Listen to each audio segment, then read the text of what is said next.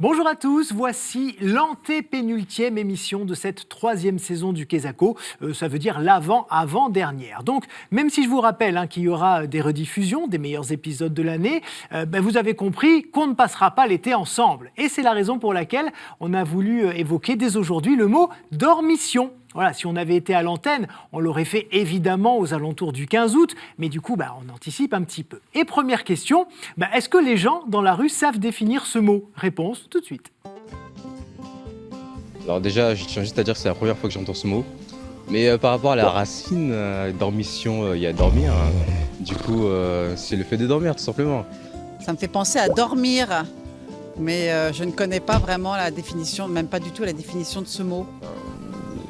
J'ai envie d'associer avec le sommeil, mais une grâce qu'on obtient dans le sommeil, je sais pas. Allez, si on fait de façon imagée puis que c'est relatif à la foi, on peut dire que c'est l'acte de ne pas se sentir éveillé concernant un acte, concernant la croyance, ne pas s'éveiller devant la foi. Je sais pas, monter au ciel, un truc comme ça. L'élévation, ça s'appelle l'élévation.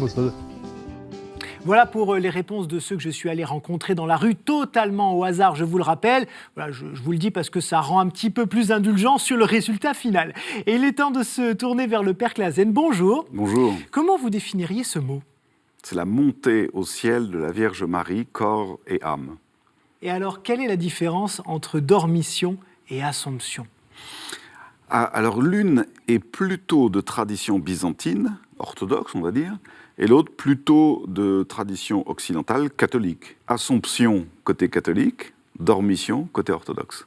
Est-ce qu'on peut revenir rapidement sur l'histoire de la dormition, de la montée au ciel de Marie ? Dans la Bible, qu'est-ce qui est dit précisément ? Alors, dans la Bible, rien, nada. Mais il y a une tradition, pour le coup. Mais une tradition de ce qu'on appelle les écrits apocryphes. C'est-à-dire, très rapidement, la piété a tissé une histoire, en effet, l'histoire de la dormition. Et donc, c'est dans un évangile apocryphe dit de Saint Jean, 5e siècle, donc c'est la raison pour laquelle il n'a pas été retenu dans le canon des Écritures. Et alors, on nous dit que la Vierge Marie meurt, que son fils, par miracle, fait venir les apôtres auprès d'elle, parce que forcément, ils étaient dispersés dans tout le bassin méditerranéen et même plus loin, pour l'évangélisation. Et donc, il se retrouve autour du corps de la Vierge Marie. Jésus emporte son âme au ciel, puis son corps, ensuite, est réuni à l'âme et emporté par des anges. Voilà, c'est ça la dormition de la Vierge Marie. Alors, à quel moment, justement, dormition et assomption sont devenus la même chose, mais dit différemment ? Alors, c'est venu au moment où l'Empire de Byzance ou nous-mêmes, c'est progressivement séparé par une espèce de glissement des plaques, on pourrait dire, du monde occidental. Et donc, eux, ils ont continué avec cette tradition, l'amplifiant par l'iconographie. Et nous, on s'est plutôt orienté vers ce qui va devenir le dogme de l'Assomption, parce qu'on insiste davantage sur l'idée que la Vierge Marie n'a pas pu mourir corporellement. C'est-à-dire son corps n'a pas été atteint, blessé par la dégradation de la mort. Et donc qu'elle est montée au ciel. Et cette date du 15 août, en fait, elle est fixée très tôt. 602.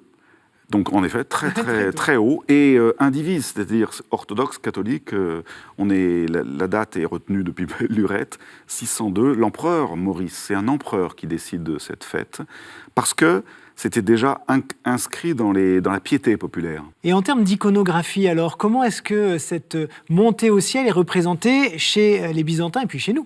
Ah oui, alors c'est très important parce que là, les Byzantins marquent clairement la mort de Marie.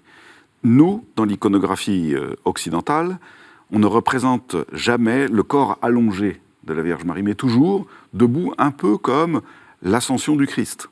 C'est un peu un copier-coller, si j'ose dire, une imitation du Christ, de l'ascension du Christ. Alors que les Byzantins représenteront toujours comme un corps mort, Marie étendue, avec les apôtres autour d'elle. C'est le moment du deuil. Encore une fois, c'est parce qu'ils veulent insister sur la bonne mort. Quand il n'y a pas de péché, il n'y a pas d'angoisse à mourir, parce qu'on sait bien que nous sommes destinés au Christ. Merci beaucoup, Père Clasen, d'avoir été avec nous cette semaine encore. Et puis, merci à vous également, évidemment, de votre fidélité. Je vous donne rendez-vous samedi prochain pour l'avant-dernière émission de la saison. Un rendez-vous à ne pas manquer, évidemment. Ciao.